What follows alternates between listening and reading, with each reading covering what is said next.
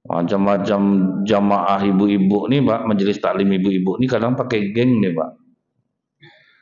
Ada geng Bu RW 5 orang duduknya nyandar tuh Pak kalau pengajian tuh.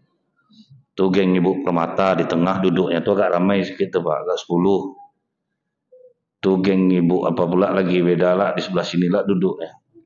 Adalah nenek-nenek satu Bu duduk depan saya, ndak ada geng Pak. Rupa peka nenek tuh Bu. Gara-gara peka tuh yang maka ada gengnya Pak.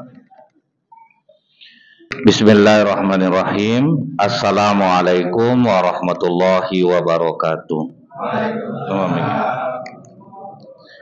Innalhamdalillah nahmaduhu wa nasta'inu wa nastaghfiruh wa na'udzu billahi min syururi anfusina wa min sayyiati a'malina may yahdihillahu fala mudhillalah wa may yudlil fala hadiyalah. Asyhadu an la ilaha illallah wahdahu la syarikalah wa asyhadu anna Muhammadan abduhu wa rasuluh.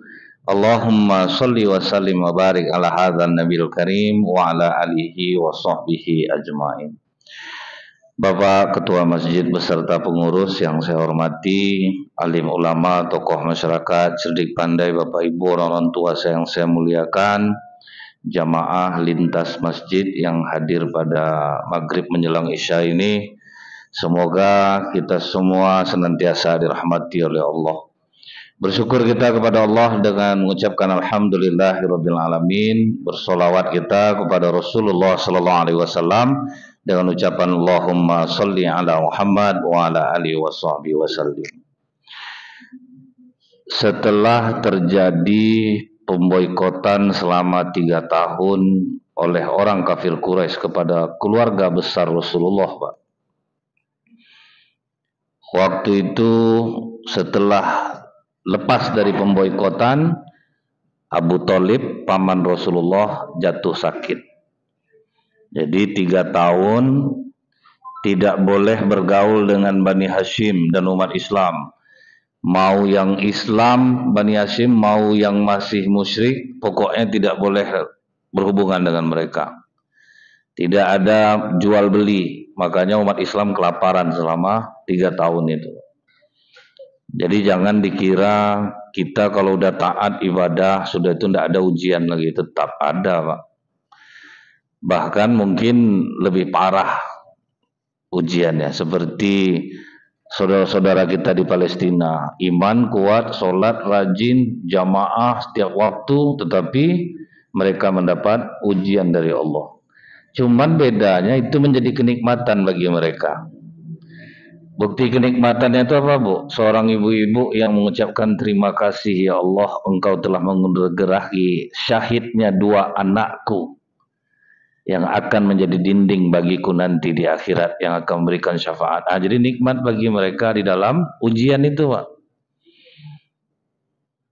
Karena ujian bagi orang mukmin itu akan menaikkan derajatnya di sisi Allah. Bapak, Ibu udah rajin ibadah, rajin sholat, rajin sedekah, sakit banyak juga, tidak sembuh-sembuh, itu ujian dari Allah. Dan kadang jadi contoh bagi orang Pak. Saya ngambilnya begini. Ada bapak dulu umur 74 tahun. Tidak pernah tidak sholat berjamaah ke masjid. Ujiannya di masa tuanya di usia dia ke 74 tahun. Kena stroke. Sementara dia selalu berdoa, ya Allah, jadikanlah hamba bisa mendirikan sholat secara sempurna sampai akhir hayat hamba. Ini stroke Pak, gimana? Ternyata terbukti Bu, walaupun dia berdiri sebelah kaki, tidak pernah sholat duduk selama di masjid. Dan jadi contoh asbab hidayah bagi orang nengok, malu kita nak ke masjid. Atuk tu stroke ke masjid dia. Jadi asbab hidayah bagi orangnya dia Pak. Sakit pun dia ke masjid. Jadi bisa jadi ujian bagi kita, bisa mendatangkan hidayah bagi orang lain. Makanya tidak ada alasan bagi kita untuk mengeluh. Nah setelah terlepas itu Bapak Ibu, jatuh sakit Abu Thalib. Dan kita semua tahu Abu Thalib ini bukanlah seorang muslim. Waktu dia sakratul maut itu Apa kata Rasulullah? Ayyu'am, wahai paman, qul la ilaha illallah. Ucapkanlah la ilaha illallah. Kau ucapkan kalimat itu paman, itu menjadi alasan bagiku untuk memohonkan ampun kepadamu, untukmu kepada Allah. Datang Abu Jahal sama Abu Umayyah, jangan kau ucapkan kalimat itu Abu Thalib. Lebih tua agama kita daripada agama Muhammad ini, gengsi lah kita. Gara-gara gengsi itulah Abu Thalib menggelengkan kepalanya kepada Rasulullah dan meninggallah dalam keadaan musyrik. Sementara jasa banyak terhadap Islam. Rela lapar 3 tahun bersama Rasulullah. Sayang kepada Rasulullah sampai Rasulullah menikah. Jasa banyak tapi meninggal dalam keadaan musyrik. Dari sinilah kita tahu Bu ya, bahwa benar kata Rasulullah itu, agamamu mengikuti agama kawanmu. Jadi telitilah siapa yang engkau jadikan kawan. Orang bilang kita tidak boleh milih-milih berteman. Islam menyuruh memilih Pak. Apa kata Ali bin Abi Thalib? Pilihlah kawan yang apabila kau dekat dengannya bertambah imanmu kepada Allah. Ini kawan-kawan yang menegangkan saraf otak, dia cerita barang antik aja kerja, dia tidak jelas juga barangnya Pak. Duduk kedai kopi makin tegang saraf dibuatnya. Ini ada orang cari ya, piring gambar ikan, tapi ikan tidak boleh putus. Kalau ada 10 juta dia ambil orang satu. Tapi tidak pernah ada deal-deal yang itu, letih tiap hari Pak. Kadang saya dengar cerita itu bagus sih makan ubi nyata daripada makan roti mimpi Pak. Sibuk duduk-duduk macam itu. Tapi itu hobi. Nah, terlepas dari itulah ya Pak. Kadang kawan yang menegang-negangkan saraf nih Pak, tidak bisa kita tenang dibuatnya sholat. Rasulullah waktu kecilnya dia menggembala kambing. Waktu beliau menggembala kambing, datanglah kawan-kawannya. Muhammad, sesekali turunlah kau ke Mekah, acara musik mantap-mantap, penyanyi seksi-seksi, nontonlah biar aku jaga kambing kau. Apakah Rasulullah tergoda? Iya. Tunggu kambing aku ya, biar aku nonton. Tetapi Allah halangi Rasulullah dengan rasa kantuk yang teramat sangat. Belum sampai ke lokasi ngantuk. Jadi ngantuk itu rahmat dan kasih sayang Allah. Makanya saya tidak pernah komplain Pak ketika ceramah ada yang tidur. Tidak komplain saya, itulah rahmat dan kasih sayang Allah. Orang di rumah udah pakai AC, tempat tidur enak Pak. Tidak bisa tidur mata. Ini sedang duduk bisa tidur mata Pak. Gimana kita mau komplain? Jadi kalau Bapak Ibu susah-susah tidur, rajinlah datang ke pengajian. Mudah tertidur, itulah nikmat tuh Pak.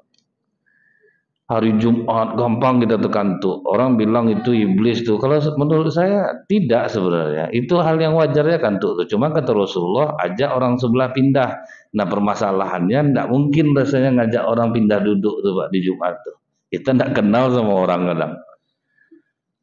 Itu bagian dari rahmat dan nikmat Allah. Cuman janganlah tidur dulu Pak ya, sebentar ya. Jalan isya aja. Tahan lah dulu. Besoknya Rasulullah pulang Pak. Ditanya oleh kawan-kawannya Bu, gimana Muhammad, mantap kan? Apa yang mantap? Aku aja tuh tidur. Ulang balik Muhammad, biar kami jaga. Nah inilah Bu ya. Orang kalau dalam keburukan tuh Pak, kekompakannya solid Pak. Kompak mereka Bu. Karena mereka tidak digoda oleh iblis. Karena kawan-kawannya nih Pak, ngapa perlu digoda ya Pak kan? Nah makanya di masjid orang sering kelahi itu Pak. Sebab iblis menggoda orang baik. Kan rata-rata banyak masalah di masjid Pak ya. Apalagi yang punya yayasan kadang itu yang paling banyak masalah. Saya pernah, kenapa berani saya bilang gitu Bu ya? Karena udah ketemu saya 3 masjid yang saya mau ceramah berkelahi Pak. Berebut yayasan. Yang pengurus lama Tidak mau mundur. Dia ngundang ustaz lah subuh tuh. Pengurus baru ngundang lah ustaz. Saya lah ustaznya pak. Itu saya bisikkan ke ustaz tuh, biarlah dia berkelahi. Pengko amplop kita bagi dua nanti. Biarlah dia berkelahi. Jangan kita ikut campur. Yang kedua, sedang mau ceramah bu, ngasih kata sambutan lah ketua yayasan yang lama. Ini yang lain lagi nih, mau berkelahi pak, pakai takbir lah di dalam tuh. Jadi memang saya tidak heran karena iblis pasti mengganggu orang baik dan tidak mengganggu orang buruk, karena itu kawan-kawan dia. Nah, makanya tidak tergoda pak. Macam-macam jamaah ibu-ibu nih pak, majelis taklim ibu-ibu nih kadang pakai geng nih pak. Ada geng Bu RW 5 orang duduknya nyandar tuh pak kalau pengajian tuh. Tuh geng ibu permata di tengah duduknya tuh agak ramai sedikit tuh pak, agak 10. Tuh geng ibu apa pula lagi beda lah di sebelah sini lah duduknya. Adalah nenek-nenek satu bu duduk depan saya, tidak ada geng pak. Rupa peka nenek tuh bu. Gara-gara peka tuh yang maka ada gengnya pak. Inilah pesan Imam Al-Ghazali rahimahullah, kalau usia sudah masuk 40 kurang-kurangilah bergaul. Nah, itu maksudnya itu pak.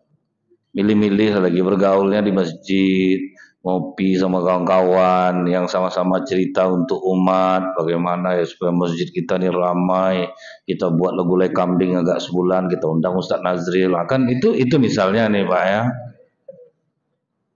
Kita gimana supaya tertarik orang untuk ke masjid. Di masjid kita ini bu termasuk nyaman. Ada yang jaga parkir itu, dia menyamankan hati orang kalau bawa sendal bagus pak kan.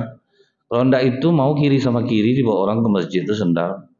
Sampai panik orang maling dibuatnya kok kiri aja sendal orang sini. Saking takutnya orang barangnya hilang. Kita dijaga. Aman bu. Sejahtera kita rasa. Itu amalan pengurus masjid ini besar pak. Membuat orang duduk menunggu sholat isya dapat pahala ribat, nilainya sama dengan menjaga perbatasan negeri dari serangan musuh, dapat pula pahala majelis ilmu. Duduk di majelis ilmu ini bapak ibu tidak perlu ikhlas, duduk aja lah dapat berkahnya pak.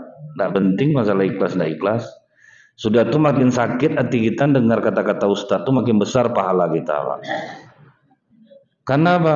Rela duduk hati hancur dia tersinggung. Tak mungkin ngaji ini tidak ada orang tersinggung, Pak. Pasti tersinggung. Itu makin besar pahalanya tuh. Makin sakit hati dia, kurang ajar Ustaz dari tadi aku ditembaknya terus sama misalnya gitu. Itu makin besar tuh Pak. Karena dia makin sakit hatinya. Akhirnya apa Pak? Rasulullah memutuskan untuk berhenti menjadi pengembala kambing. Nah, itulah Rasulullah berhenti itu. Jadi kalau di tempat pekerjaan kita membuat kita jauh dari Allah, berhenti jauh lebih baik. Karena kalau udah di bawah sistem, tidak ada lagi Pak. Tidak mungkin kita nantang matahari. Mental tidak kuat, kehilangan duniawi. Jadi kalau misalnya macam orang-orang macam kami ini Pak, masuk ke sebuah sistem, kacau rata-rata Pak. Karena dia harus nurut kepada atasannya. Syukurnya saya tidak ada di dinas manapun Pak. Tidak di bawah siapapun, paling ya kadang kena marah istri adalah, nah itu aja lah masalah saya itu ya Pak. Tidak ada ibaratnya di komando orang harus begini harus begitu, karena saya tidak akan mungkin kuat, saya tidak akan mungkin kuat, pasti lemah juga. Duit nih Pak, kalau dia sedikit bisa kita bilang haram, kalau banyak harum bu. Apa ya Pak? Bukan mudah nolak duit tuh, berat tuh Pak. Saya tidak menyalahkan Pak, memang godaannya tuh besar Pak. Dan orang yang berbuat buruk rela dia untuk menghancurkan orang, berapapun dia akan kucurkan. Nah setelah itu Pak, dari kejadian Abu Thalib ini sadarlah kita bahwa bagi Allah tidak mengucapkan syahadat tidak ada artinya di sisi Allah. Kan Rasulullah pernah saya ceritakan sama Bapak Ibu, didoakannya pamannya ini Pak, ya Allah ampunilah dosa-dosa pamanku, dia sayang kepada nabimu, dia rela kelaparan selama 3 tahun bersamaku, membela dakwah Islam. Saat ini dia telah wafat, ya Allah, ampunilah dosa-dosanya. Apa jawaban Allah, Pak? Maka nalin nabi walladzina amanu ayyastaghfiru lil musyrikin walau kanu ulil kurba. Tidak pantas bagi seorang nabi, atau Taubah 113, tidak pantas bagi seorang nabi dan orang-orang beriman memohonkan ampun untuk orang musyrik sekalipun keluarganya sendiri. Ada cerita. Ini yang pernah saya sampaikan juga, bagi Allah tidak ada istilah orang dalam. Oh, ini keponakannya Nabi, segan kita malaikat, kita masukkan aja lah dia. Kalau kita iya, Pak. Tapi bagi Allah tidak. Meninggallah Abu Thalib dalam keadaan musyrik, sia-sia seluruh amalan baik yang dia lakukan. Jangankan Abu Thalib lagi, Bu. Kita yang sudah syahadat aja belum tentu pula selamat lagi, Pak. Apa kata Rasulullah? Pembeda antara Islam dan kekafiran adalah sholat. Jadi siapapun orang Islam yang tidak sholat, kafir, Pak. Jadi tidak bisa dia seenak-enaknya, Bu, ya. Kan ada hadisnya itu, Ustaz, kalau kita meninggal disolatkan orang 40 orang tuh diampuni dosa-dosa kita. Iya, kalau yang disolatkan tuh orang sholat, Pak. Kalau enggak, enak betul dia, Pak. Dia kaya, dipesankannya ke anak, kalau bapak besok mati kalian cari orang 40, kasih 50 satu orang, suruh sholatkan dia, itu masuk surga dia. Tentu bapak akan nuntut, Pak. Berarti Allah tidak adil. Bapak ibu sampai puasa sunnah, sholat tahajud malam, subuh bangun datang ke masjid, itu tahu-tahu dia kena sholatkan 40 orang itu diampuni dosa-dosanya. Tidak mungkin. Orang yang mati hari Jumat, mati syahid, iya kalau dia sholat. Orang mati melahirkan, mati syahid, iya kalau dia sholat. Kalau enggak, ya enggak lah, Pak. Orang mati bunuh diri di hari Jumat tuh mati syahid dia, Pak. Tak mungkin. Sedih hati Rasulullah nih, Bapak Ibu. Terpukul. Paman meninggal dalam keadaan musyrik. 3 hari setelah paman Rasulullah wafat, Ummul Mukminin Khadijah jatuh sakit. Ini, Pak. Itu kejadian itu di bulan Rajab nih Pak. Makanya Rajab ini dikatakan bulan kesedihan bagi Rasulullah. Ummul Mukminin Khadijah itu, Bapak Ibu, punya satu kebiasaan. Setiap kali Rasulullah pulang dari berdakwah atau pulang dari luar, begitu mau masuk rumah, Ummul Mukminin Khadijah langsung menyongsongnya ke pintu, Pak. Disambut suami itu datang. Amalan ini sudah tidak ada lagi diamalkan oleh perempuan muslimah. Sempat ini diamalkan, Bu, inilah meruntuhkan hati para suami. Dia sepele, Pak, tapi runtuh hati suami, sayang kepada istri. Kalau kita masuk jam 8 pagi di Gramedia, itu kan karyawannya bersusun tuh, Pak, memberikan hormat. Terasa dihargai gitu. Jadi kalau Bapak kurang-kurang dihargai ke di rumah, Pak, datanglah ke Gramedia jam 8 pagi, Pak, menunduk orang tengok Bapak masuk. Siapa orang yang tidak senang disambut, Pak? Ini bukan kita gila-gila hormat pula, Bapak Ibu, ya. Semua orang pasti senang kalau dia disambut. Dia akan merasa dihargai. Inilah yang diamalkan justru oleh perempuan nakal. Apa kata seorang perempuan nakal yang menulis buku bestseller banyak dibeli oleh ibu-ibu? Mengapa suami kalian jatuh ke pelukan kami, sementara kalian sebagai istri sah lebih cantik daripada kami? Yang pertama, kami memberikan penghargaan terhadap suami kalian yang dia tidak dapatkan di rumah. Salah satunya penyambutan, Pak. Jauh lagi laki-laki itu, Bu, ya. Om, sini. Om kemana aja? Aku kangen loh sama Om. Apa ndak bijut atuk ini dibuatnya, Pak?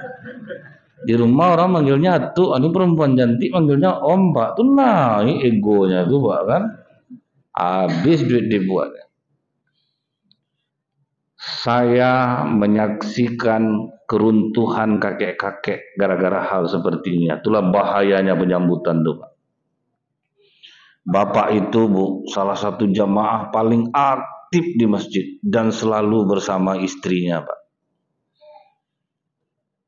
Satu aja dia nggak ngomong sama istrinya minta izin bu, cuman ke WC pak. Begitu betul lah sayang ke istri, kemana pergi, abang pamit, abang mau ke sana, abang ke WC aja nggak pamit ya pak. Sayang sama istri bu.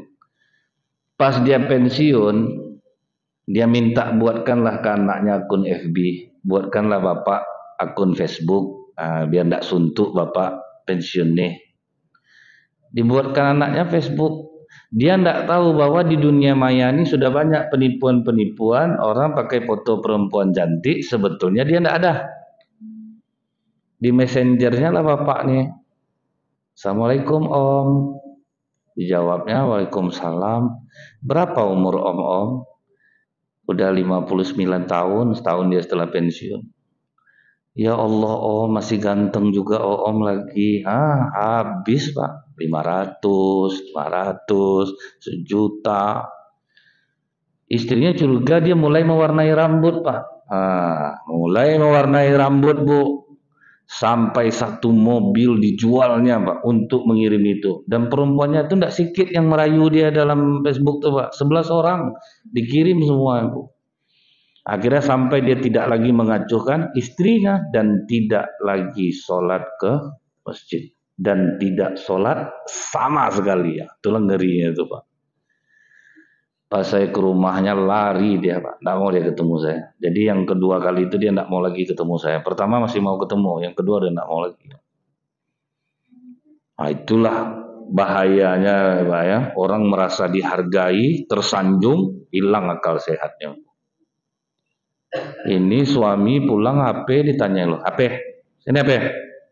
Periksa HP suami, belum disuruh minum lagi pak, belum disediakan makan, udah langsung ngegas. Cuman ibu-ibu yang mendengarkan malam ini, janganlah ini ibu amalkan, karena udah terlambat.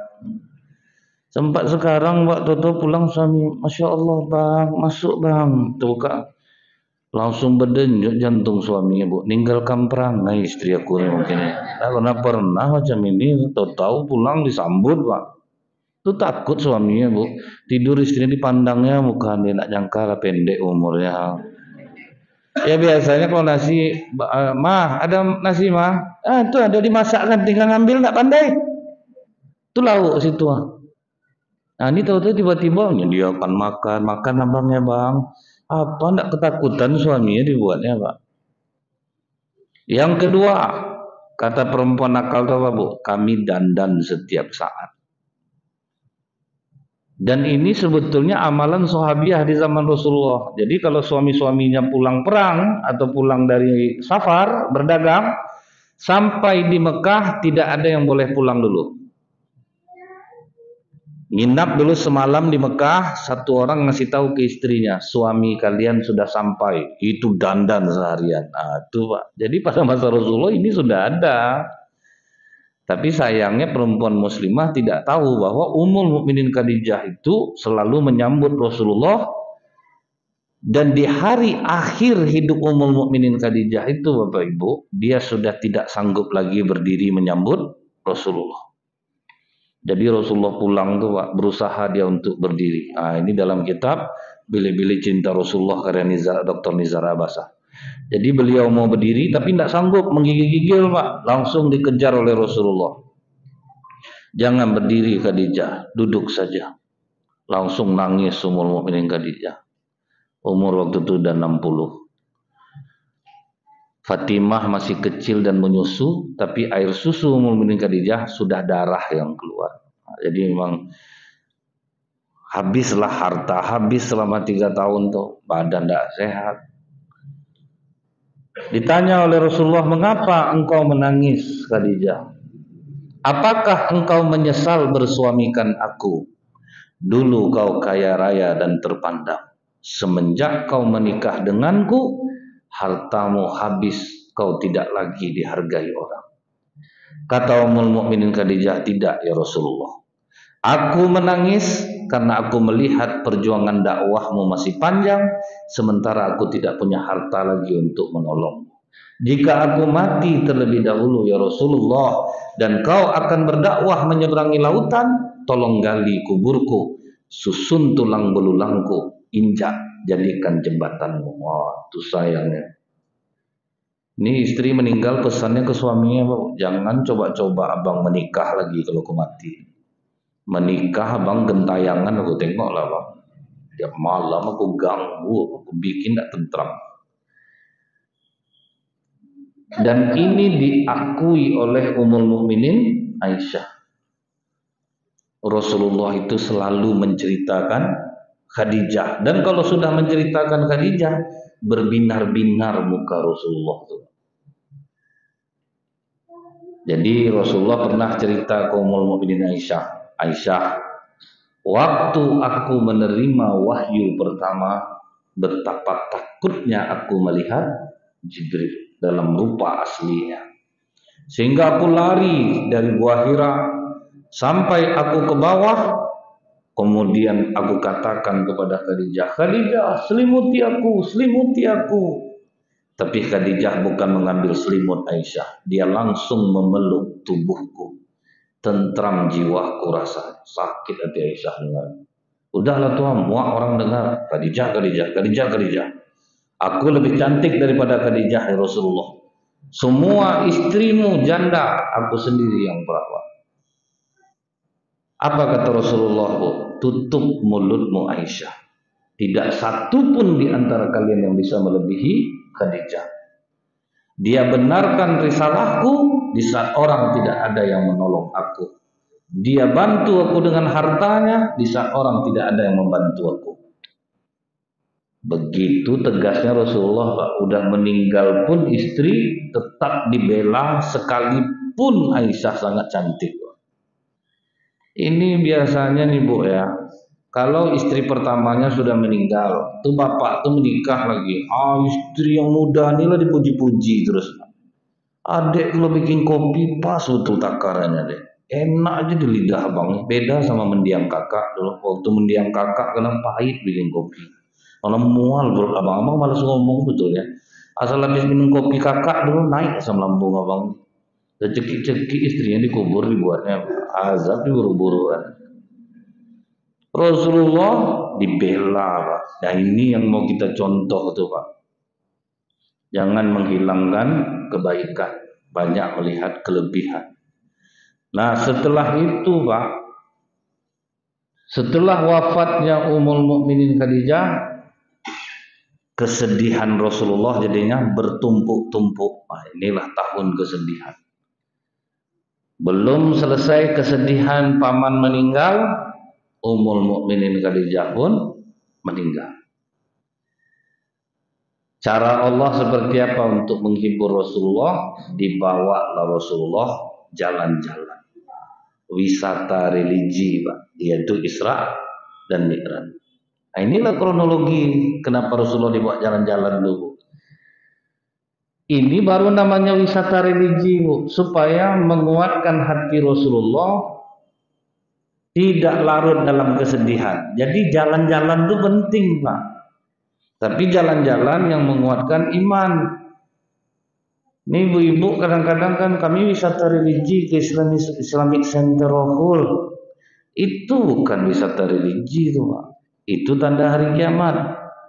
Karena kata Rasulullah, salah satu tanda hari kiamat, masjid akan dijadikan tempat untuk jalan-jalan. Nah itulah orang banyak Bu ke Islamic Center Hall. Kami sholat di situ Ustaz, sholat 5 menit, foto-foto sisanya tuh Bu. Kak bertiga Kak di tiang ini kita Kak, foto tuh upload. Nah, ini tanda hari kiamat Pak. Masjid jadi tempat jalan-jalan itu tanda hari kiamat. Tapi wisata religi itu Bu ya, ada ibu-ibu di Pekanbaru ini, ibu-ibu sosialita, orang-orang kaya. Kadang cerita tuh Pak ngeluh aja Pak. Kita pagi ngantar anak lagi, terus nanti kita ngerjakan di rumah lagi, masak, mencuci. Kemudian kita nanti ngantar anak, jemput anak lagi, masuk les, capek betul rasanya. Diajaklah ibu-ibu nih wisata religi Bu, ke pedesaan. Di desa ditengoknya lah Pak, perempuan sambil menggendong anak, kain dibawa di sebelah kanan, jalan kaki 2 kilo, pergi nyuci. Ada ibu enggak semenderita itu, tapi lihat wajah mereka tersenyum dan gendong anak, nih baskom, dibawa tuh Pak, senyum wajah. Itu nama wisata religi Bu.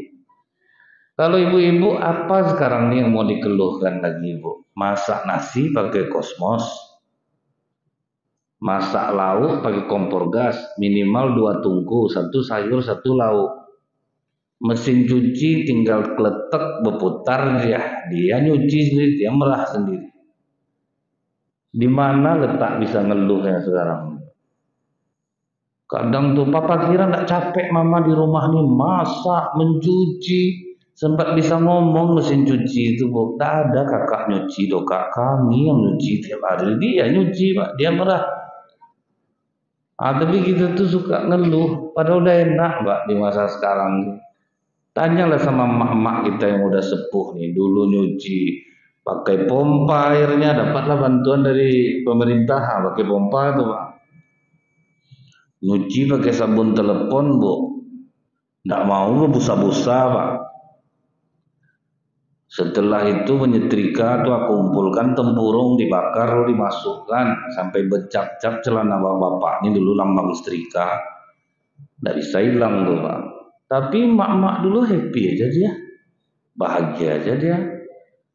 TV di rumah Pak RW 1 ditonton rame-rame sama warga. Habis sisa Pak bawa tikar Pak kan, duduk di depan rumah Pak RK lah dulu namanya kan.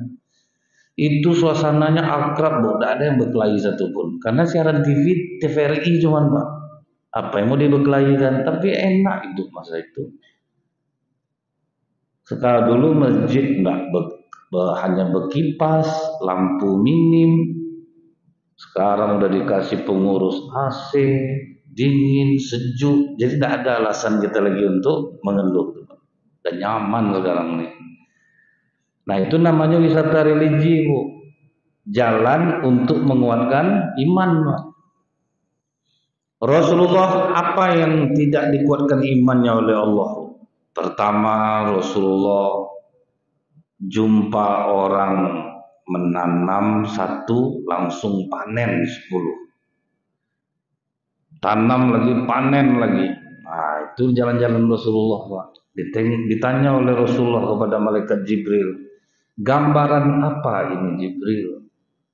Inilah gambaran orang yang suka bersedekah ya Rasulullah. 1 ditanamnya langsung panen 10.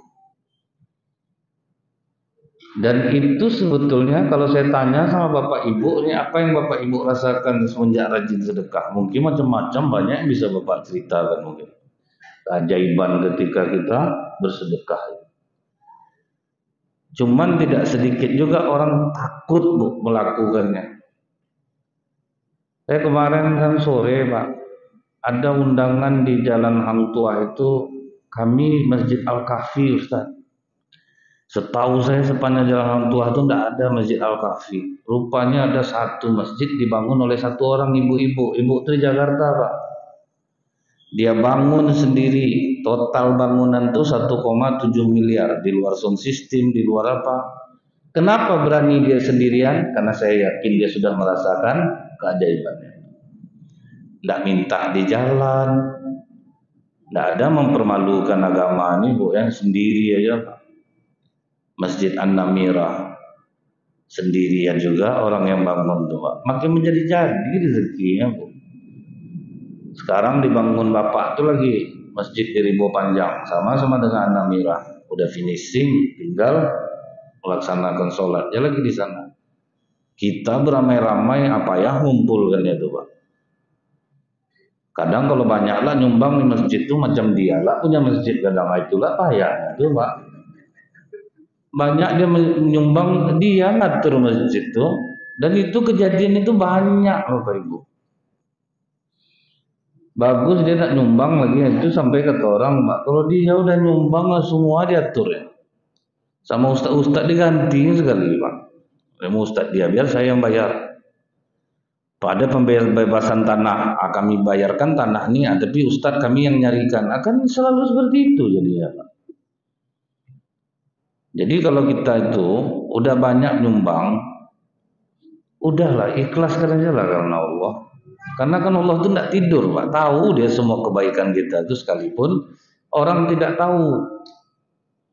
Saya menyaksikan Bu, orang yang rajin nyumbang ke masjid, ada di Masjid Nurul Iman Pasar Mambo itu Pak, ada donatur besar satu, tapi tidak pernah mau ikut rapat, tidak pernah komen, ada tuh. Diam aja, pokoknya kalau ada kebutuhan masjid ngomonglah sama dia, selesai tuh Pak. Tapi dia tidak pernah ikut campur urusan masjid.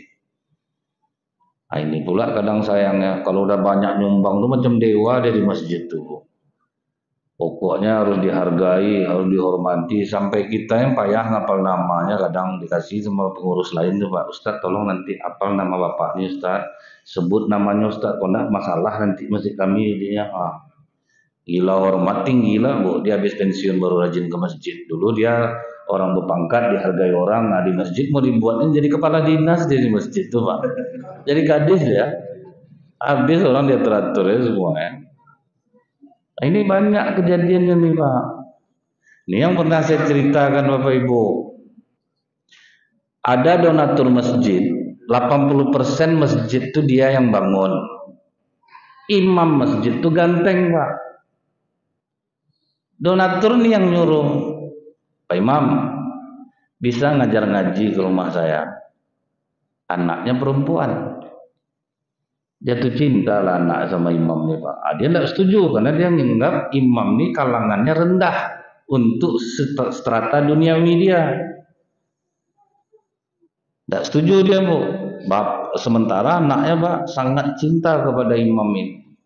Datang dia ke ketua masjid, berhentikan imam itu kalau tidak mau nyumbang lagi ke masjid ini. Itu ancamannya Pak. Tapi salut saya, ketua masjidnya hebat Pak. Imam kita ini tidak ada salahnya Pak Haji. Tidak mungkin kita berhentikan. Dia tidak ada salah dengan jamaah. Anak Pak Haji jatuh cinta itu bukan hal yang salah pula.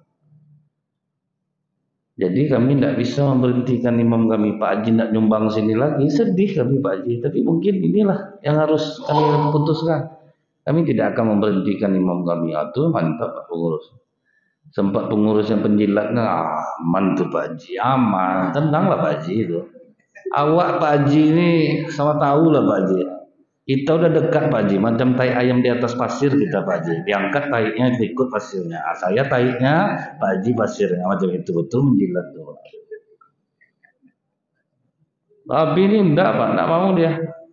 Orang kan banyak menganggap Bu, kalau diukur-ukur duniawi, orang-orang yang di membidangi agama ini kan rendah bagi mereka Pak. Ada ibu-ibu ceritanya ke saya sampai mencong-mencong mulutnya, menantu saya, anak saya yang pertama tuh Ustaz kuliahnya di Virginia Commonwealth University di Amerika Serikat. Menantu saya yang kedua di Perth, Australia. Menantu saya yang ketiga Belanda. Anak bungsu saya Ustaz, Ustaz pula dia maunya. Padahal berapalah penghasilan Ustaz? Padahal dia ngomong sama saya Bu, agak terdiam saya. Rendah betul bayar orang memandang Ustaz. Kalau secara strata dunia. Akhirnya Bu, bapak tuh pindah masjid dia Pak. Awalnya pindah masjid dulu dia donatur nih. Setelah itu dia bangun masjid sendiri tidak jauh dari masjid itu Pak. Itu keras hatinya Pak. Bagus masjid dibuatnya. Siapapun yang jadi imam pasti terganggu Pak. Waktu saya ceramah di masjid itu, disuruh orang saya jadi imam. Saya baca sabihis, imam sebelah baca wasamsi, bertukarlah ayat kami Pak. Sama-sama terdiam. Pazakkaha, tazakkaha, bertukar tuh Pak. Sama-sama terdiam lah kami berdua. Ganti ayat. Selesai saya sholat, saya kasih tahu lah sama Pak Ketua Masjid nih. Kalau azan dan iqamah, oke lah kita hidupkan mic yang di luar toanya. Tapi kalau udah sholat tuh pakai mic dalam aja lah. Terganggu saya terjadi imam. Lumayan tuh Ustaz. Subuh jadi tuh Ustaz dah. Imam sebelah bilang Allahu Akbar, ruku masjid kita. Itu Pak. Ruku Pak. Saya kira itu terjadi di situ aja Bu. Rupanya siapa yang dekat-dekat An-Nur masjidnya banyak yang mengalami hal seperti ini. Masjid Agung An-Nur mic-nya toa keluar. Di bawah Masjid Agung An-Nur Masjid Gunung Merah. Di sebelah Gunung Merah satu gang Nurul Hidayah Pak. Sebelah Nurul Hidayah Darul Amal. Sebelah Darul Amal Nurul Falah. Itu sejajar Pak, beda gang aja. Karena memang orang berlomba-lomba untuk membangun masjid pertanda hari kiamat. Memang tidak bisa itu dipungkiri. Itulah menandakan Rasulullah itu benar Pak. Akhirnya tuh Ibu, mereka pun merasakan hal yang sama. Kadang jadi imam itu Ustaz bertukar irama dengan imam sebelah. Irama yang bertukar rakaat pertama beda, irama rakaat kedua beda iramanya. Sampai khatib pun Bu macam berkelahi Jumat tuh Pak. Yang di An-Nur laki-laki sunnah muakkad sholat berjamaah ke masjid, datang Gunung Merah, bohong. Tidak pernah Rasulullah mengajar, dua-duanya beda Pak. Saya tahu dia tukang parkir yang ngomong. Berkelahi khatib nampak ini karena dia mic-nya keluar semuanya. Jadi ini wisata religi Rasulullah salah satunya yang dilihat dan ditanya oleh Rasulullah. Orang yang gemar bersedekah ikhlas karena Allah, maka Allah akan menggantinya walaupun manusia tidak mengetahuinya. Subhanakallahumma bihamdika asyhadu an la ilaha illa anta astaghfiruka wa atubu ilaik. Assalamualaikum warahmatullahi wabarakatuh.